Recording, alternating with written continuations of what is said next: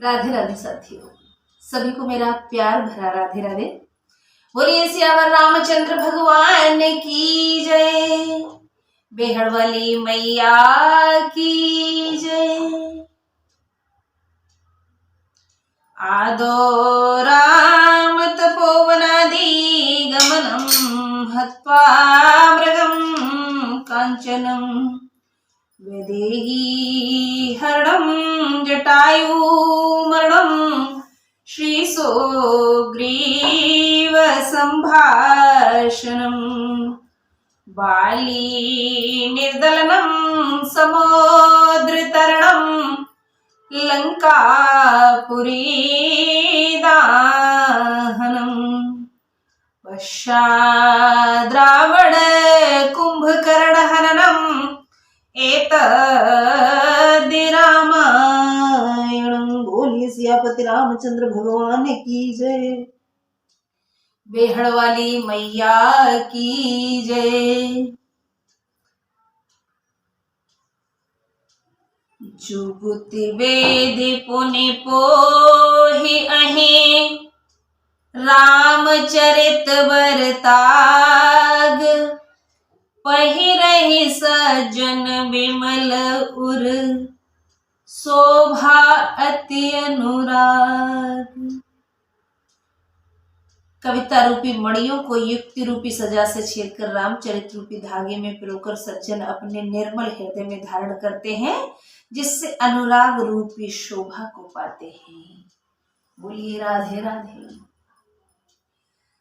साथियों। तात्पर्य यह है कि श्री रामचरितमानस जो महान ग्रंथ है वो हम सबके लिए ना सिर्फ लाभकारी है अपितु संसार के आवागमन से हमें मुक्ति दिलाने में भी सहायक है।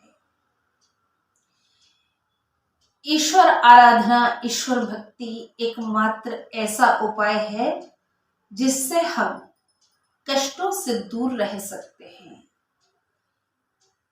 मुक्ति के मार्ग की ओर तत्पर हो सकते हैं। जे जन्मे कलिकाल कराला करतब बायस बेस मराला चलत कुपंथ बेग मग छाणे कपट कलेवर कलिमल भाणे। जो भयंकर कलयुग में जन्मे हैं उनके कर्म कोय के से और वेश हंस का सा है। जो वेद मार्ग को छोड़कर कुमार्ग में चलते हैं, जो कपट की मूर्ति व कलयुग के पापों के भंडे हैं, अर्थात जिन्होंने कलयुग में पाप करने का ठेका सा ले रखा है। तो इस प्रकार के व्यक्तियों से दूर ही रहना चाहिए और मन में राम बगल में छुरी, इस प्रकार के चरित्र से सर्वथा दूर रहें। जैसे आप अंदर से हैं वैसे ही बाहर से दिखें तो ईश्वर को भी बुरा नहीं लगेगा, संसार तो धोखा खाएगा ही नहीं। तो तात्पर्य यह है कि धोखा न दें किसी को। वंचक भगत कहाय राम के किंकर कंचन को हकाम के तिन में प्रथम रेख जग मोरी ढींग धर्म ध्वज धंधक धोरी। श्री राम के भक्त कहाकर जो लोगों को ठगते हैं, जो धन क्रोध और काम के दास हैं और जो धींगा धींगी करने वाले दंभी तथा अपने स्वार्थ में सदैव रत हैं, ऐसे सब लोगों में मेरी गिनती सर्वप्रथम है। मेरे प्रभु अपने आप को तुच्छ दर्शाया है यहाँ गोस्वामी जी ने। व्यक्ति कितने भी महान कार्य कर ले, कितना भी महान हो जाए, धनवान हो जाए, ज्ञानवान हो जाए, विद्वान बन जाए, लेकिन उसे दिखावा नहीं करना चाहिए, घमंड नहीं दिखाना चाहिए। ऐसा संदेश मिलता है हमें गोस्वामी जी के माध्यम से, इस महान ग्रंथ श्री रामचरितमानस के माध्यम से। और आप स्वयं देख भी रहे हैं, दोहे में तुलसीदास जी ने ऐसा लिख डाला है कि जो अपने अवगुण सबके हूँ बाढ़े तथा पार नहीं लय हूँ, ताते में अति अल्प बखाने थोरे महु जाने है सयाने। जो अपने सब अवगुण कहूं तो कथा बढ़ जाएगी और पार नहीं पाऊंगा। इस कारण मैंने अपने अवगुण बहुत थोड़े कहे हैं, थोड़े ही में चतुर लोग जान लेंगे। समुझ विविध विधि विनती मोरी को, उन कथा सुन दे खोरी। ऐते ऊपर कर हैज असंका, मोहित अधिकत जड़ मत रंका। अनेक प्रकार की मेरी विनती समझकर कोई भी कथा को सुनकर दोष नहीं देगा, इतने पर भी संदेह करेंगे तो वो मुझसे भी अधिक मूर्ख और बुद्धिहीन होंगे। यहाँ हमें संदेश मिलता है गोस्वामी जी के माध्यम से, यदि कोई व्यक्ति बार बार क्षमा याचना कर रहा है, विनती कर रहा है, अपनी गलती को स्वीकार कर रहा है,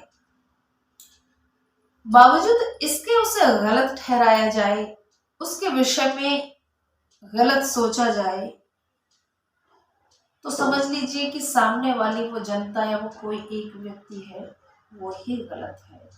चाहे 4 लोग उससे गलत कहें और चाहे एक कहे, क्योंकि सामने वाला जब अपनी गलती स्वीकार कर रहा है, अपने आप को दोषी मान रहा है, और फिर भी उसके विषय में कुछ भी कहना, उसे दोष देना, ये तो गलत बात हो जाएगी। फिर तो बुराई को और ज्यादा बढ़ावा मिलेगा।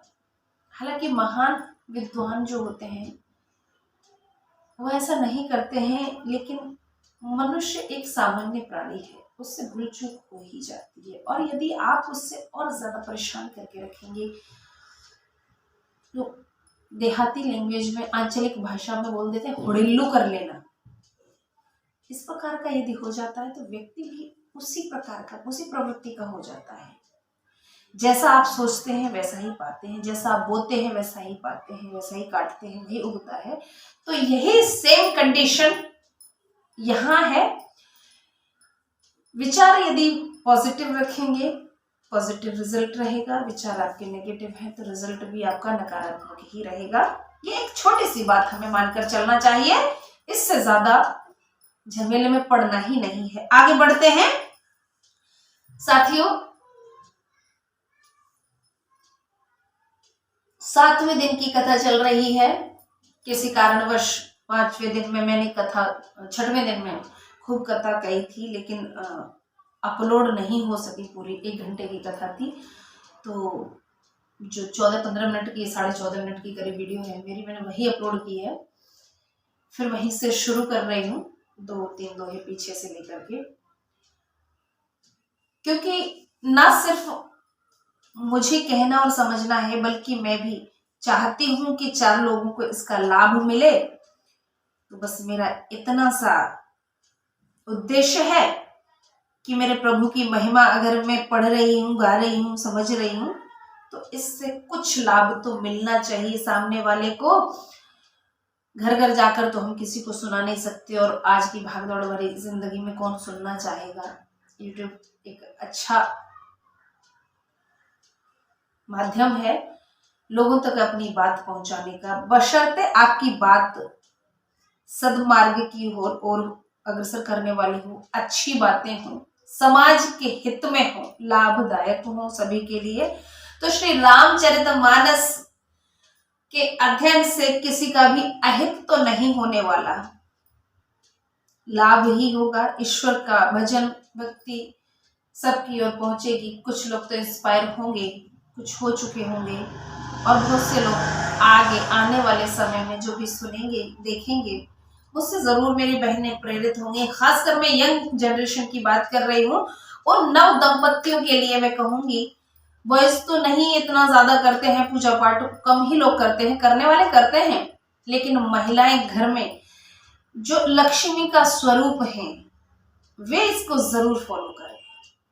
ये मेरी विशेष विनती रहेगी मेरी माताओं बहनों से, वे जरूर फॉलो करें। घर के काम काज से थोड़ा सा समय निकाल करके निवृत्त होने के बाद, आप पढ़ी लिखी नहीं है तो सुन लें, अपने बच्चों से ही पढ़वा लें, इससे आपके बच्चे भी प्रेरित होंगे और आप भी सुन पाएंगी।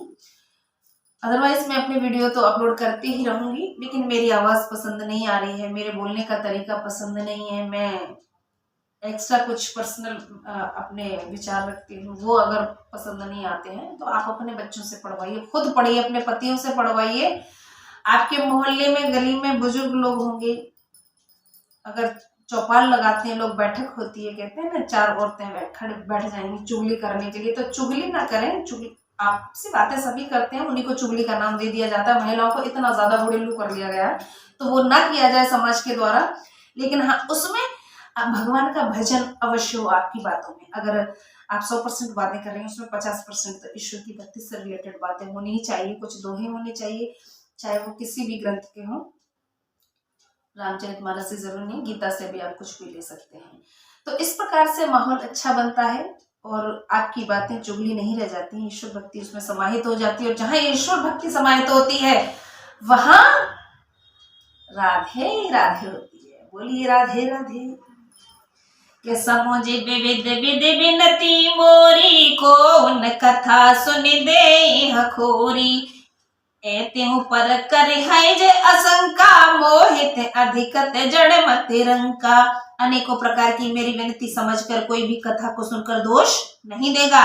इतने पर भी संदेह करेंगे तो वो मुझसे भी अधिक मूर्ख और बुद्धिहीन है। कि कभी न हो नहीं चतुर कहावो, मति अनुरूप राम गुण गावो। कह रघुपति के चरित अपार, कह मति मोर निरत संसारा। मैं न कवि हूँ न चतुर कहलाता हूँ, मैं अपनी मति के अनुसार राम नाम गुण गाता हूँ। कहा रघुनाथ जी के अपार चरित्र की कथा और कहा मेरी मति जो संसार में आसक्त है। ये परम सत्य है। मेरे प्रभु गोस्वामी जी ने सत्य कह डाला है कि कहा हम संसार के जीव, सांसारिक प्राणी, और कहा ईश्वर। हमारी क्या औकात है उनके सामने, किंतु हम उनका स्मरण कर रहे हैं, उन्हें याद कर रहे हैं, उनसे अनुनय विनय कर रहे हैं, उनसे प्रार्थना कर रहे हैं। हमारे लिए यही सौभाग्य की बात है और वो अवश्य सुनेंगे। इतने दयालु तो मेरे प्रभु हैं ही। जे मारुत गिर मेरो उड़ाही, कहूँ तूल कहि लेखे माही। समुझत अमित राम प्रभुताई, करत कथा मन अति कधराई। जिस प्रचंड वायु से सुमेरु के समान पर्वत उड़ जाते हैं, उसके समान सामने रुई किस गिनती में है। श्री रामचंद्र जी की अपार महिमा समझकर कथा रचते हुए मेरा मन बहुत हिचकता है मेरे प्रभु।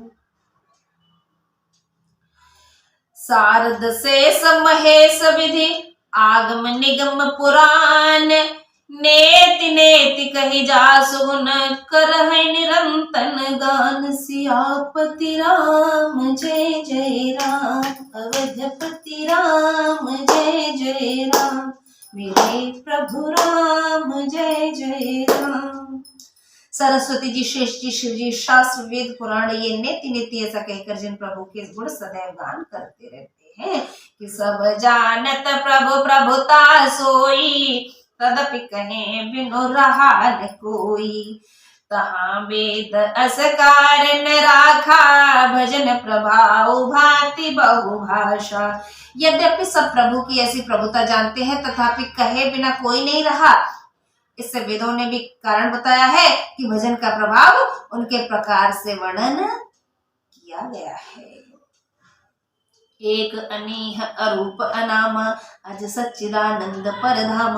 व्यापक विश्वरूप भगवाना, ते धरि देह चरित कृत नाना। जो अद्वितीय इच्छा से रहित निरंकार नामहीन अजन्मा सच्चिदानंद और परम धाम है, तथा जो सब में व्यापक एक विश्वरूप है, वही भगवान अवतार लेकर अनेक लीलाएं करते हैं। जैसा कि आप और हम सभी जानते भी हैं, भगवान श्री हरि ने त्रेता में श्री राम का अवतार लिया है और द्वापर में श्री कृष्ण का अवतार लिया है। त्रेता युग के भगवान श्री राम के अवतरण की ही कहानी है श्री रामचरितमानस गान। बोलिए राधे राधे। सो केवल भगतन हित लागी, परम कृपाल प्रणत अनुरागी। जेहि जन्म परम ममता तिछो के करुणा कर कीनन को। वह लीला केवल भक्तों के निमित्त ही है। प्रभु परम दयालु और शरणागत प्रेमी है, जिनकी भक्तों पर ममता और प्रीति है। जिस पर एक बार कृपा कर दी, उस पर फिर कभी उन्होंने क्रोध नहीं किया है। ऐसे हैं मेरे प्रभु श्री राम जी। गई बहोर करीब नेवाजू, सरल सबल साहिब रघुराजू। बुध बर नहीं हरि जस अस जानी, करहि पुनीत सुफल निज बानी। वे रघुनाथ जी गई हुई वस्तु को फिर देने वाले, गरीब निवाज, सीधे, सर्वशक्तिमान तथा सबके स्वामी हैं। ऐसा जानकर पंडित लोग श्री हरि का यश वर्णन करके अपनी वाणी पवित्र व सफल करते हैं कि ते बल में रघुपति गुण गाथा, कहो नाय राम पद माथा। मुनिन प्रथम हरि कीरति गाई, ते पग मग चलत सुगम मोहि भाई। उसी बल से मैं भी श्री राम के चरणों में मस्तक नवाकर उनके गुणों की कथा कहूंगा। वाल्मीकि जी आदि मुनियों ने पहले श्री हरि की कीर्ति गाई है, उसी मार्ग में चलने से हे भाई मुझको भी सुगमता है। राधे राधे मेरे प्रभु। मेरा भी यही उद्देश्य है मेरे प्रभु जी। आपको मेरा भाव पता ही है कि मेरी भावना कैसी है, मेरी पवित्र भावना है। जिस प्रकार वाल्मीकि जी ने रामायण कही, श्री हरि की कीर्ति गाई, उनका गुणगान बखान किया, और मेरे प्रभु गोस्वामी श्री तुलसीदास जी ने श्री रामचरितमानस का अध्ययन किया, उसका लेखन किया है। अध्ययन तो सभी कर रहे हैं और उसका लाभ भी ले रहे हैं। और उसी मार्ग में एक तुच्छ प्राणी श्रद्धा यादव नाम की मैं एक महिला हूं। प्रभु मुझ पर भी अपनी कृपा बरसाइए, जिस प्रकार जगत के सभी प्राणियों पर, अच्छे अच्छे महान प्राणियों पर आप बरसाते हैं। गोस्वामी जी पर जो कृपा आपने बरसाई है, मैं उनके सरीखे अपनी तुलना तो नहीं कर सकती हूँ, लेकिन मेरे प्रभु मैं भक्तों की, उन मूर्खों की और तुच्छ प्राणियों की टोली में तो समाहित हो ही सकती हूँ। सो आशीर्वाद प्रदान करें मेरे प्रभु कि मैं आपकी कथा पढ़ रही हूँ और मेरे श्रोतागण आपकी कथा सुन रहे हैं। मुझे और मेरे श्रोताओं को इसका लाभ अवश्य मिल जाए। बोलिए सियावर रामचंद्र भगवान की जय। अति अपार जय सरित बर, जो नृप से तु कराही। चढ़े पीपीली को परम लघु, बिनु श्रम पार ही जाए। अत्यंत श्रेष्ठ और बड़ी नदियों पर जो राजा पुल बंधवा देता है, तो उन पर चढ़कर विद्युत बहुत छोटी चींटियां भी बिना परिश्रम के नदी पार चली जाती हैं। भाव बहुत गहराई वाला है मेरे साथियों। आप अर्थ इसका ये निकाल सकते हैं कि जिस प्रकार राजा बड़ी बड़ी नदियों पर पुल बनवा देते हैं, तो छोटी छोटी चींटियां चढ़कर पार करके अपना खाना, अन्न, दाना, पानी इकट्ठा कर लेती हैं। तो उन छोटी चींटियों में हम मनुष्य को भी शुमार कर सकते हैं। उसके अलावा श्री गोस्वामी तुलसीदास जी की महिमा और उनकी रचना देखिए कि ये माध्यम है हमें ईश्वर की ओर ले जाने का, भगवान तक पहुंचाने का। उनके श्री चरणों में अपना स्थान सुनिश्चित करने का माध्यम है श्री रामचरितमानस का रूपी पुल, जिसे गोस्वामी जी ने लिख डाला है। इस पुल पर सवार होकर हम लोग प्रभु के शरणागत हो सकते हैं। बोलिए सियावर रामचंद्र भगवान की जय। मेरी बात से अगर मेरे साथी सहमत हो तो कमेंट बॉक्स में कुछ लिखने की कोशिश जरूर किया करें। मेरा मनोबल बढ़ेगा, मुझे अच्छा लगेगा। मुझे भी लगेगा कि मेरे हिंदुस्तानी भाई बहन जो भी सनातनी विश्व भर में जहां भी रह रहे हैं, वो कुछ तो लाभ ले रहे हैं। मेरी बातों से उनको प्रभु के नजदीक पहुंचने का कोई तो जरिया समझ में आ रहा है, कुछ तो उसका लाभ है। प्रभु के महिमा का ही लाभ, मेरी वाणी का नहीं, मेरी मेहनत का नहीं, मेरे पढ़ने का नहीं, सिर्फ ईश्वर के नाम के निमित्त आप चल रहे हैं आगे को। इसे अगर सुनना चाहते हैं, इस वीडियो को देखना चाहते हैं, तो सिर्फ ईश्वर भक्ति के कारण, श्री राम जी की महिमा के कारण, जो मर्यादा पुरुषोत्तम श्री राम जी हैं, जो गृहस्थों के लिए एक मिसाल है। भले ही वन में रहे लेकिन थे तो दंपत्ति ही श्री राम जी और श्री सीता मां, और एक महान राजा के रूप में प्रसिद्ध हुए, मर्यादा पुरुषोत्तम कहलाए। राजाओं में राजा श्री राम जी से ही हुए। एहि प्रकार वर मन ही देखाई, करियो रघुपति कथा सुहाई। व्यास आदि कवि पुंगव नाना, जिन सादर हरि सुजस बखाना। इस प्रकार के बल से मन को दृढ़ करके भी श्री रघुनाथ जी की सुंदर कथा का वर्णन करूंगा। व्यास आदि जो श्रेष्ठ कवि हो गए, जिन्होंने आदर सहित श्री हरि का चरित्र वर्णन किया है, गोस्वामी जी का कहना है कि मैं भी उन्हीं श्री हरि के अवतरण श्री राम जी की महिमा का गुणगान और बखान करूंगा कि चरण कमल बंदो तिन के रे, पुरबहु सकल मनोरथ मेरे। कल के कवि न करो परनामा, जिन बरने रघुपति गुण ग्रामा। मैं उनके चरणाबिंदु की वंदना करता हूँ, मेरे सब मनोरथ पूर्ण करें। कलयुग के कवियों को भी मैं प्रणाम करता हूँ और श्री रघुवर जी के गुण समूहों का भी वर्णन किया है। जे प्राकृत कवि परम सयाने, भाषा जिन हरि चरित अब खाने। भये जे अहै जे होए हैं आगे, प्रणव सब ही कपट सब त्यागे।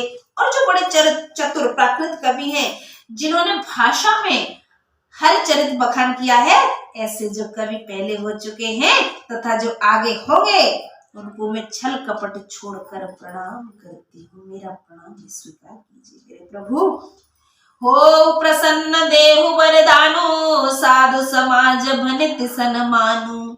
जो प्रबंध बुध नहीं आदर ही, सो श्रम बादि बाल कभी करही। वे सब प्रसन्न होकर यह वरदान दे कि साधु समाज में मेरी इस कविता का सम्मान हो, क्योंकि पंडित जन जिसकी कविता का आदर नहीं करते, बाल कवि भी उसकी रचना का परिश्रम व्यर्थ ही करते हैं।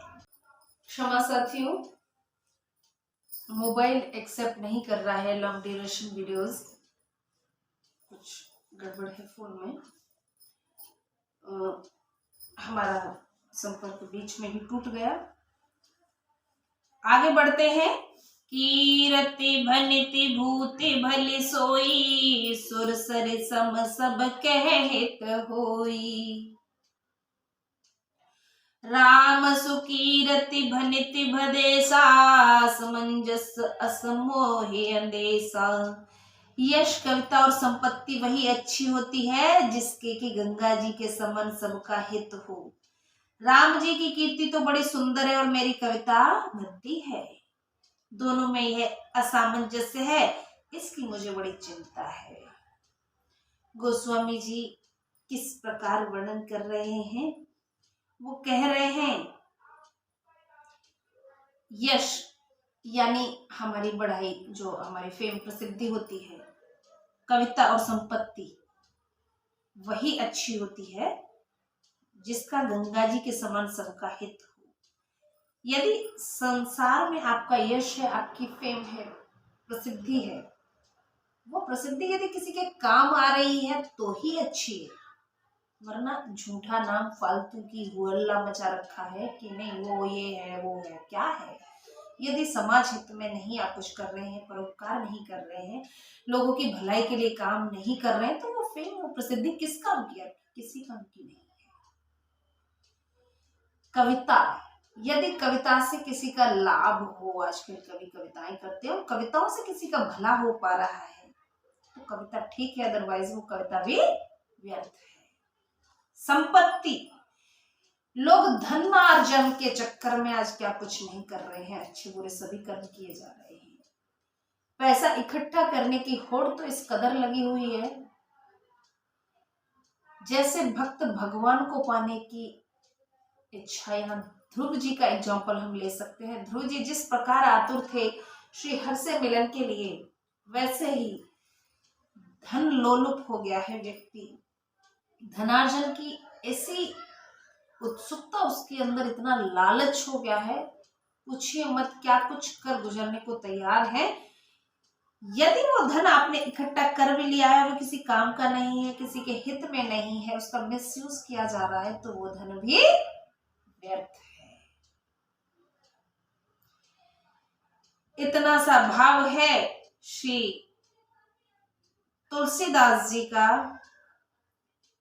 उनका कहना है कि प्रभु की कीर्ति तो बड़ी सुंदर है, मेरी कविता भद्दी है, लेकिन जिसमें राम जी का स्मरण हो वहां कुछ भी भद्दा नहीं हो सकता है। आगे बढ़ते हैं कि तुम्हारी कृपा सुलभ सो मोरे, सियन सुहावनी टाट पटोरे। आप लोगों की कृपा से यह मुझको भी सुलभ हो जाएगी, जैसे टाट में रेशम की सिलाई सुहावनी लगती है, उसी प्रकार मेरी कविता में श्री राम जी का नाम चार चांद लगा रहा है। सरल कवित की रति विमल सोई याद रही सुजान, सहज बैर विसराय रे पूजो सुनि करे बखान। सियापति राम जय जय राम, मेरे प्रभु राम जय जय राम। सोई न होई बिनु विमल मति, मोहि मति बल अति थोर। करहु कृपा हरि जस कहो, पुनि पुनि करहु निहोर। राधे राधे साथियों, संपर्क बार बार टूट रहा है, इस कारण वीडियो कंटिन्यू नहीं हो पा रही है। कीरति बनित भूति बिल भल सोई, सुर सरि सम सब कहत होई। राम सुकीरति भनिति बदेसा, समंजस समोहे अनेसा। यश कविता और संपत्ति वही अच्छी होती है जिससे कि गंगा जी के समान सब कहे तो। और श्री राम जी की कीर्ति तो बड़ी सुंदर है और मेरी कविता भद्दी है, ये दोनों में असामंजस्य है, इसकी मुझे चिंता है। सोन होय बिनु विमल मति, मोय मति बल अति थोर। करहु कृपा हरि जस कहो, पुनि पुनि करहु निहोर। ऐसी कविता निर्मल बुद्धि के बिना नहीं होती और मेरी बुद्धि बल बहुत थोड़ा है। अतः हे कवियो, मुझ पर कृपा करो जिससे मैं हर का यश कहूं और बार बार मैं विनती करता हूं। ऐसा गोस्वामी जी ने वंदना की है उन कवियों से जो महान है। कवि कोविद रघुबर चरित मानस मंजू मराल। बाल विनय सुन सुरुचि लखे मोह पर हो कृपाल। सियापति राम जय जय राम, अवधपति राम जय जय, मेरे प्रभु राम जय जय राम। हे कवि और पंडित जन, आप श्री रामचरितमानस के सुंदर हंस हैं। मेरी बाल विनती सुनकर तथा रुचि देखकर मुझ पर दयालु हो। सोठा है कि बंदो मुनि पद कंजु, रामायण जहि निर्मयो। सखर सुकोमल मंजु, दोष रहित दूषण सहित। मैं वाल्मीकि जी के चरण विंदों की वंदना करता हूँ जिन्होंने रामायण की रचना की, जो कि खर दूषण की कथा से संयुक्त होने पर भी कोमल सुंदर तथा दोष रहित है। बंदो चारु वेद, भववारिधि बोहित सरिस। जिनहि न सपने खेद, वर्णत रघुवर बिसद जसु। मैं चारों वेदों की वंदना करता हूँ जो भव सागर से पार होने के लिए बड़ी नाव के समान है तथा श्री रामचंद्र जी का निर्मल यश वर्णन करते हुए स्वप्न में भी क्लेश नहीं होता है। हाँ साथियों, भगवान का भजन यदि आप करते हैं, श्री राम जी की महिमा का गुणगान करते हैं, तो स्वप्न में भी दोष या कलह नहीं होगी। हकीकत तो दूर की बात है, सपने में भी कलह उनके आसपास नहीं भटकेगी। बुराई कोसों दूर रहती है ऐसे लोगों से, ऐसे घर परिवार से, ऐसे मोहल्ले से, ऐसे देश और स्टेट से जहां ईश्वर का भजन हो, भक्ति हो। और ईश्वर का भजन भक्ति अच्छे कर्मों में है। सदकर्म करते रहिए, अच्छे विचार अपने मन में लाते रहिए, कलेश से आप सदैव दूर रहेंगे। क्योंकि सच्चाई ईमानदारी ही ईश्वर है। सच्चाई और ईमानदारी का नाम ही ईश्वर है।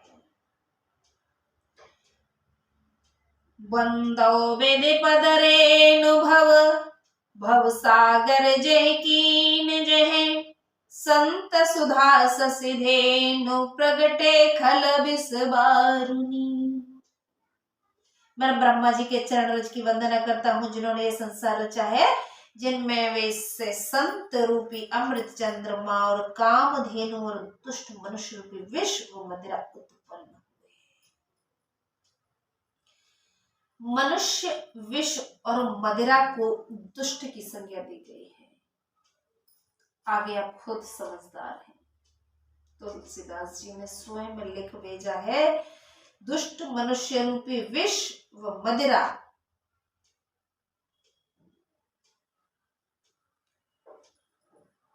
रचना सबकी ब्रह्मा जी ने ही की है, लेकिन अमृत चंद्रमा और कामधेनु को संत रूप की संज्ञा दी है। बेबुध बेग्र बुध ग्रह चरण, बेबुध बेप्रबुध ग्रह चरण, बन्य कहो कर जोरी, होए प्रसन्न पुरवहु सकल मंजु मनोरथ मोरी। मैं देवता ब्राह्मण पंडित और ग्रहों के चरणों की हाथ जोड़कर वंदना करती हूँ कि सब प्रसन्न होकर मेरा मनोरथ पूरा करे। पुनि बंदो शारद सुर सरिता, जुगल पुनीत मनोहर चरिता, मंजन पान पाप हरे का, कहत सुनत हर एक हर अविवेका। फिर मैं सरस्वती जी और गंगा जी की वंदना करता हूँ, और दोनों पवित्र और मनोहर चरित्र वाली हैं। एक तो स्नान करने व जल पीने से पाप हर लेती है, दूसरी पढ़ने व सुनने से अज्ञान को हर लेती है।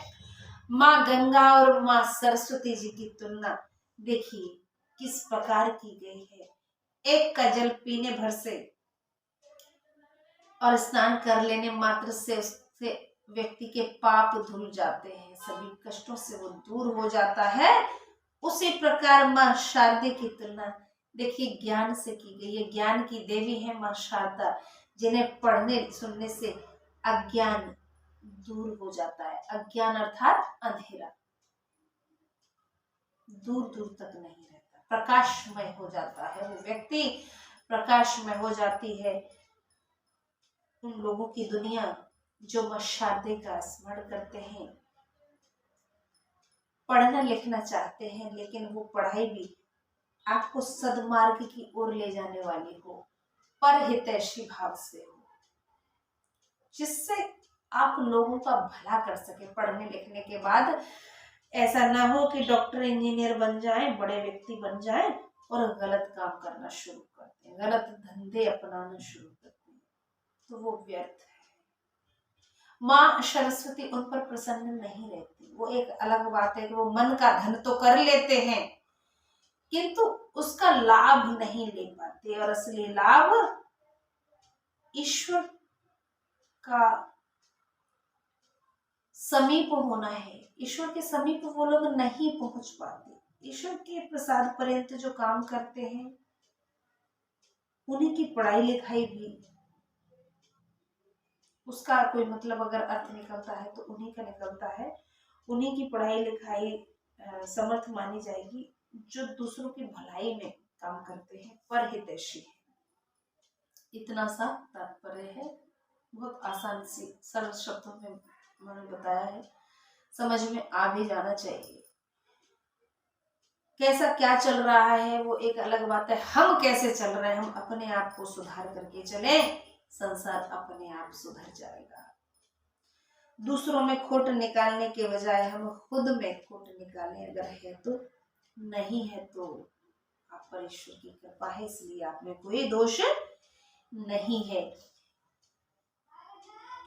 गुरु पितु मातु महेश भवानी, प्रणव दीन बंधु दिन दानी, सेवक स्वामी सखासी अपी के, हित निरुपद सब विधि तुलसी के। गुरु एवं माता पिता सब शिव पार्वती को मैं प्रणाम करता हूँ, जो दीन बंधु और नित्य मनोरथ के देने वाले हैं। श्री रामचंद्र जी के सेवक स्वामी सखा, और मेरे तो सब प्रकार से दोष रहित हित करने वाले ही हैं। बोलिए राधे राधे। कलि बिलो की जग हित हर गिर जा, सावर मंत्र जाल जिन सिर जा, अनमिल आखर अर्थ न जापू, प्रगट प्रभाव महेश प्रतापू। कलयुग को देख जगत के हितार्थ जन शिव पार्वती जी ने बहुत से शावर मंत्र रचे, जिनमें अनमेल अक्षर हैं, जिनका कोई मेल नहीं है। ऐसे अक्षर जिनका कोई अर्थ नहीं है, कोई जाप नहीं, कोई विधि नहीं, परंतु शिव जी के प्रताप से उनका प्रभाव प्रत्यक्ष है। यूं समझ लीजिए, कुछ लोग कहते हैं, मैं गृहस्थी का एग्जाम्पल यहाँ लेना चाहूंगी, और हम गृहस्थों को विशेष आवश्यकता है। आज के समय में जितना मैं देख पा रही हूँ नव दंपतियों के झगड़ों को लेकर, गृहस्थी में आई अड़चनों को लेकर के, चाहे वो सास बहू के कारण हो, चाहे पति पत्नी के कारण हो, या चाहे नंद भौजाई के कारण हो, किसी भी प्रकार के झगड़े हो, मैं झगड़ों का एग्जाम्पल इसलिए दे रही हूँ क्योंकि हम गृहस्थों को ईश्वर के समीप पहुंचना है, और समीप हम तभी पहुंचेंगे जब ग्रह कलेश से बचेंगे, दूर रहेंगे, वरना तो उसी में उलझ के रह जाएंगे। गोस्वामी जी ने वर्णन किया है, मैं एक बार फिर से पढ़कर सुना देना चाहती हूँ आपको, कि कलयुग को देख जगत के हितार्थ जिन शिव पार्वती जी ने बहुत से शावर मंत्र रचे, शिव और पार्वती जी ने शावर मंत्र रचे। मैं ज्यादा ज्ञानवान तो नहीं हूँ, मैंने ज्यादा संतों की संगति तो नहीं की है, मैं ज्ञानियों के संपर्क में ज्यादा क्या पंडितों और शास्त्रियों के संपर्क में तो मैं बिल्कुल भी नहीं रही हूँ। संत जनों का आशीर्वाद मुझे घंटे 2 घंटे के वार्तालाप का अवश्य मिला है, उससे ज्यादा तो कुछ नहीं। तो यहाँ मैं जितना समझ पा रही हूँ मैं उतना ही बताने की कोशिश कर रही हूँ, लेकिन जितना मैं बताना चाह रही हूँ या बता रही हूँ वो गलत नहीं है, ये मैं दावे के साथ कह सकती हूँ, उस पर स्टाम्प लगा के दे सकती हूँ कि मैं जो बोल रही हूँ, जो मैं श्री रामचरितमानस गान, जो रामचरितमानस ये महान ग्रंथ है, इससे पढ़ के मैं बता रही हूँ, और एग्जाम्पल भी मैं दे रही हूँ। तो एग्जाम्पल मैंने सेट किया तो वो गलत नहीं किया, अगर गलत किया है तो आप प्लीज कमेंट बॉक्स में डाल दीजिएगा कि आपने ये गलत एग्जाम्पल सेट करके दिया है। Come to the point. कलयुग को देखकर जगत के हितार्थ जिन शिव पार्वती ने बहुत से शावर मंत्र रचे, जिनमें अनमेल बेमेल अक्षर है, न अर्थ है, न जाप है, न विधि, परंतु शिव जी के प्रताप से उनका प्रभाव प्रत्यक्ष है, सामने देखने को मिलता है। इसलिए मैंने एग्जाम्पल सेट किया कि बेमेल रचनाएं प्रभु ने कर डाली, कहीं गोरे कहीं काले, कहीं ऊंचे कहीं नीचे, कहीं टेढ़े कुबड़े कहीं सीधे, कोई खूबसूरत है कोई कुरूप है, ऐसा माना जाता है। वहां भी ईश्वर भक्ति जब आ जाती है, भगवान का नाम जब आ जाता है, परहित जब आ जाता है, तो समझ लीजिए वो भी प्रभावशाली हो जाते हैं। आजकल लोग कहते हैं, बच्चे कहते हैं, नव दंपत्ति कहते हैं कि हमारा तो आपसे कोई मैच ही नहीं था, घर वालों ने शादी कर दी, पागल हो गए थे, हमने हाँ कर दी, हमारा तुम्हारा कोई मैच नहीं है, चलो डाइवोर्स ले लेते हैं। सासें कहती हैं ज्यादातर बहुओं से, एक बड़ी बीमारी है, सासों को पता नहीं क्या हो गया है, वो भी खुद एक माँ है, अपनी बेटियों के विषय में नहीं सोचती हैं कि यदि हमारी बेटियों के साथ ऐसा होगा तो कैसे चलेगा। वो कहेंगी अरे तू तो मेरे लड़के लायक थी ही नहीं, बुद्धि पे पत्थर पड़ गए थे जो 4 पैसों के चक्कर में, दहेज के चक्कर में तुझसे शादी कर ली, तो काहे लेती हूँ दहेज, मत लो, बेमेल विवाह क्यों करती हो, बच्चों की भी रजामंदी रखो उसमें, पैसे के चक्कर में काहे ब्याह करते हो। जो तमाम केस कोर्ट में चल रहे हैं, कचहरियों के चक्कर लोग काट रहे हैं, 10-10 20-20 साल हो जाती हैं, जीवन यूं ही निकल जाता है, लड़ाई झगड़े में कोई सुख नहीं है, कोई शांति नहीं है। एक आज जो बहनें हमारी हैं बड़ी समझदार हैं, जिन्होंने इस कलह को भी झेला है और यूपीएससी जैसे कंपटीशन भी फाइट किए हैं, सफलता पाई है, चूंकि वो सच्ची थी, प्रभु के हित में चल रही थी, वो गलत नहीं थी, सद्मार्ग की ओर अग्रसर थी, वो अपने रास्ते से भटकी नहीं थी,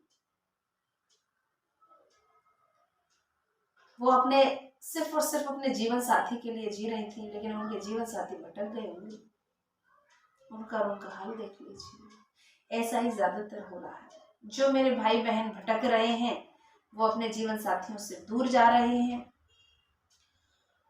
और जो अपने चरित्र पर अड़े हैं, जो अपना चरित्र बचाकर चल रहे हैं, उनके साथ कभी छल नहीं होगा, कभी धोखा नहीं होगा। कोर्ट में भी गलती से उनके परिवार वालों की वजह से, उनके पड़ोसियों की वजह से, चुगलियों की वजह से अगर उनका केस कोर्ट में पहुंच भी गया है तो भी वो वापस आ जाएंगे। तो तात्पर्य मेरा कहने का इतना भर है कि अनमेल अक्षर जिनका कोई अर्थ नहीं, कोई जाप नहीं, कोई विधि नहीं, वे भी भगवान शिव के प्रताप से प्रभावशाली होते हैं। तो यदि ऐसा हमारे गृहस्थी जोड़े में हो भी गया, हमारे घर गृहस्थी में, हमारी सास बहुओं में, पति पत्नी में, ननद भौजाई में, देवर भाभी में आपस में नहीं बन रही है, तो प्रभु का स्मरण कीजिए। आप लोग भगवान का जाप कर लीजिए, मेल तो प्रभु अपने आप बना देते हैं। वरना तो केवट का और श्री राम जी का क्या मेल था।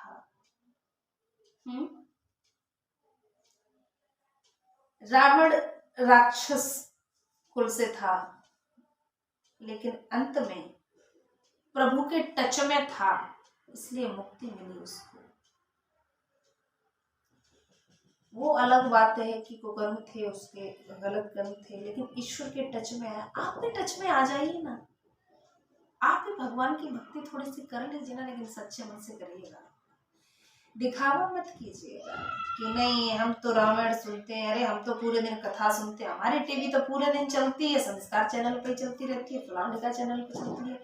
अरे फलान ढिम के चैनल तो चल रहे हैं, कथा भी चल रही है, बड़े बड़े दिग्गज शास्त्री लोग कथावाचक जो है वो कह रहे हैं, लेकिन आप उसको कितना आत्मसात कर रहे हैं, आप उसे फॉलो कितना कर पा रहे हैं, अपने जीवन में कितना उतारा है आपने उसको। वो है भक्ति, वो है पूजा, वही है भागवत।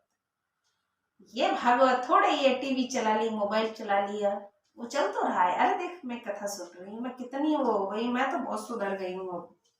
नहीं मेरी माँ, नहीं मेरे भाइयों, सुधरना ये नहीं है। समाज के लिए आप क्या कर पा रहे हैं, परहित में आप क्या कर रहे हैं, आपकी वजह से कहीं किसी को कष्ट तो नहीं पहुंच रहा है, कोई दुख कोई तकलीफ तो नहीं पहुंच रही है। बस इतनी सी कोशिश कर लीजिए। हमने तो इतनी बात गांठ बांध ली है भाई, हम ज्यादा भक्ति पूजा पाठ तो जानते नहीं है। 2 अक्षर ईश्वर की कृपा से, माता पिता के सहयोग से, आचार्यों गुरुजनों के सहयोग से, अध्यापकों के सहयोग से सीख लिए हैं, इसलिए श्री रामचरितमानस का अध्ययन कर पाने में समर्थ हैं। अब पता नहीं हम कैसी पढ़ते हैं, आप बताएं तो हमें पता चलेगा कि हम कितना गलत और कितना सही पढ़ते हैं। तो हम तो प्रभु की भक्ति करना चाहते हैं, हमने इतनी सी बात समझ ली है कि हमारी वजह से किसी को तकलीफ नहीं होनी चाहिए। तो अपने दैनिक जीवन में हम यही कोशिश करते हैं कि हम किसी को गलत ना बोलें, सुबह मुस्कुराते हुए सोकर उठें, दैनिक कार्य है अपनी दिनचर्या को करें, और दिन भर में अगर हम किसी से 2-4 लोगों से या 1-2 से ही मिलते हैं, कभी कभी हम किसी से भी नहीं मिलते हैं, तो जिनसे भी मिलें उनके चेहरे पर हम मुस्कुराहट का कारण बन सके, बशर्ते आप गलत मार्ग की ओर अग्रसर ना हो। अब ऐसा ना हो मेरी माता बहनें और मेरे भाई बहन एग्जाम्पल सेट कर लें कि चलो किसी की खुशी का कारण बन लेते हैं, आज नैन लड़ा लेते हैं। भैया मेरे ऐसा तो मत करना। अपने चरित्र पर कायम रहिए, अपना चरित्र पवित्र पाक बना के रखिए, ईश्वर की भक्ति करती रहिए, अच्छे कार्यों को करते रहिए, वही पूजा वही भक्ति है। आप कभी भी रामचरितमानस का अध्ययन मत कीजिए, कभी वाल्मीकि रामायण मत पढ़िए, कभी गीता का अध्ययन मत करें, कभी मंदिर ना जाएं भले ही आप, लेकिन आप अच्छे कर्म करते रहें, लोगों की भलाई करते रहें। आप किसी के आंसुओं का कारण ना बने, बस आपसे बड़ा भक्त कोई नहीं है। और यदि आप महान ग्रंथों को पढ़ लेते हैं, अध्ययन कर लेते हैं, मंदिर भी जाते हैं, तो फिर कहने ही क्या है, 4 चांद लग जाएंगे आप में, आपके चरित्र में और आपके जीवन में। आगे बढ़ते हैं मेरे साथियों। सो उमेश मोय पर अनुकूला, करहि कथा मुद मंगल मूला। सो मेरे सिवा शिव पाए पसाऊ, वरनौ रामचरित चित्त चाऊ। शिव जी मुझ पर प्रसन्न होकर इस कथा को आनंद देने वाला बनाएंगे। शिव पार्वती का स्मरण कर और उनका प्रसाद पाकर मैं प्रसन्न चित्त से श्री रामचरित का वर्णन करता हूँ। बोलिए सियावर रामचंद्र भगवान की जय, गौरी शंकर भगवान की जय। देखिए तुलसीदास जी ने लिख भेजा है, प्रभु की महिमा कितनी है। शिव जी का नाम लेकर के उन्होंने अपनी इस महान ग्रंथ को लिखा, भगवान शिव और पार्वती के नाम से, और उनकी नैया पार लग भी गई। इस महान ग्रंथ की रचना अगर वो कर सके हैं तो प्रभु के आशीर्वाद से ही कर सके। तो मेरे भाई बहनों, प्यारे बंधुओं, माताओं, बहनों, सब सज्जनों, आपसे निवेदन है, ईश्वर का नाम लेकर के कोई भी कार्य की शुरुआत करें, आपका कार्य समर्थ जरूर होगा।